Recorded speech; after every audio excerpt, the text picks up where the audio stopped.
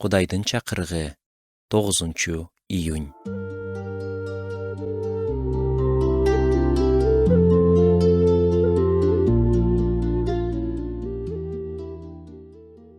Кандайдыр бир туура эмес иш кылганда биздин табигый каалообуз анын изин бат эле жашырып салуу. Бизди буга эч ким үйрөткөн эмес. Бул өзү эле пайда болот. Эгер балдарыңыз болсо, муну айкын көрө аласыз. Жаш өткөн сайын бул жүрүм-турум өзгөрбөйт.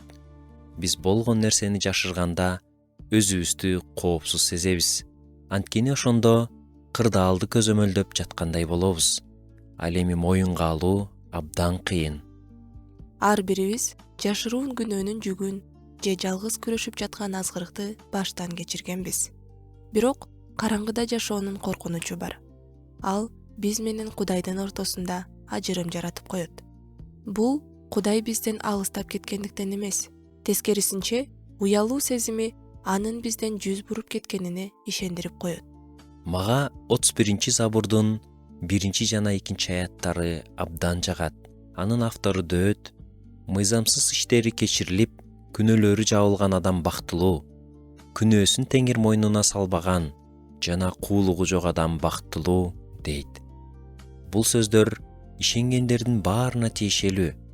Ал эми 5 аятта Дөөт сезимдерге толуп мындай дейт: Бирок мен сага күнөөмдү ачык айттым, айыбымды жашырган жокмун.